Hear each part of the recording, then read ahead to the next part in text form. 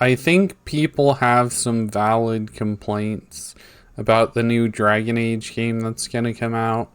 So it seems a little weird that there's kind of a focus on the character creator. Because when I play a game, sure, that's one of the first things you do, but usually you don't spend the majority of your time designing a character. No matter how deep an RPG is or how shallow it is, you most people will spend like 5 minutes designing a character, and people who really get into the weeds of it might spend a few hours designing their character. But that tends to be like frosting. So that tends to be a complementary aspect to a good game. And so it doesn't bode well when articles for the game are going, hey, the frosting's really good, and that's all they focus on. So it tends to make you think the game's just going to be garbage, because I don't even know how it plays, and supposedly this was an MMO converted into a single player game.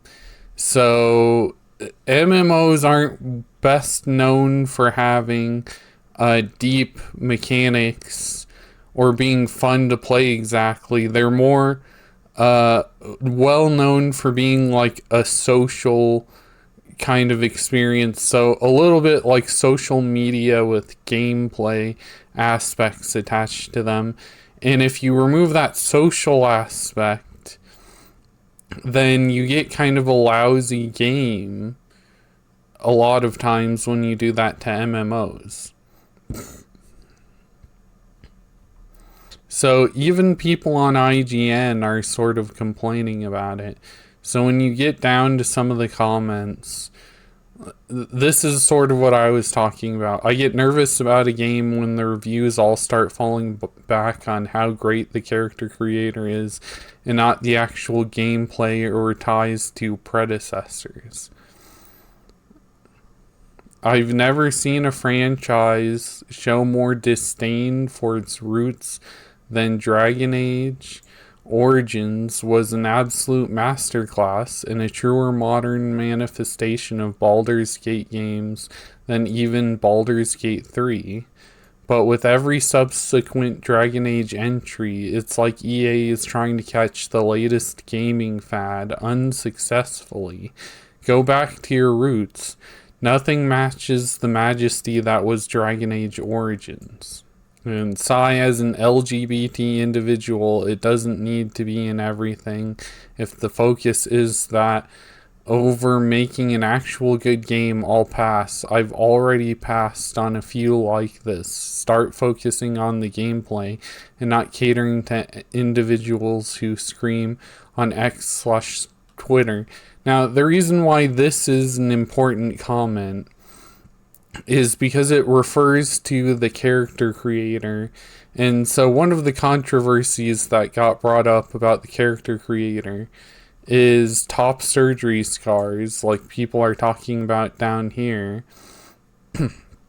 And the reason why that's related, the reason why that's kind of a controversial thing is it's evidence of they're actually removing variety from the character creator, and people don't fully consciously realize that.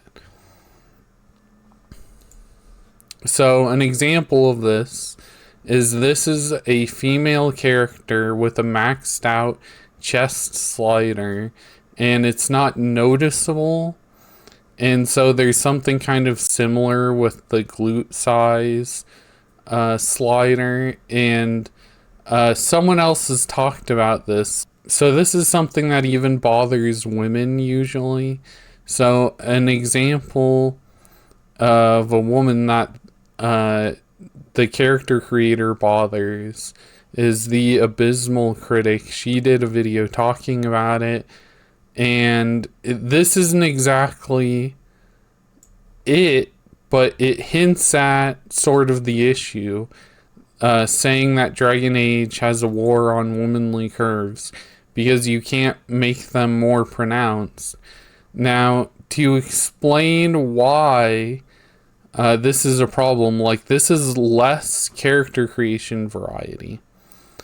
So if you focus on something like World of Warcraft's a good example of how they let you pick characters. They had distinct physical differences between males and females, where males would have this triangular bodybuilder-like aesthetic, and female characters would have kind of an hourglass, exaggerated aesthetic. And so there would be a reason to prefer the aesthetic of male or female characters. Like, there was a distinction, they were different. And now when you get into modern games, where the body sliders barely make any kind of noticeable differences, you get to something like this, where male and female characters don't have any kind of distinguishable characteristics. And so they end up being basically exactly the same. And so if you're getting your options removed, where now it's like we only have one gender option instead of two, and we can barely modify the characteristics of that. So now everyone's just kind of a gray blob, and everyone's starting to look the same and stuff. And so it's just more boring. Why even allow us to create characters at all if you're just gonna remove the variety from the whole experience of it?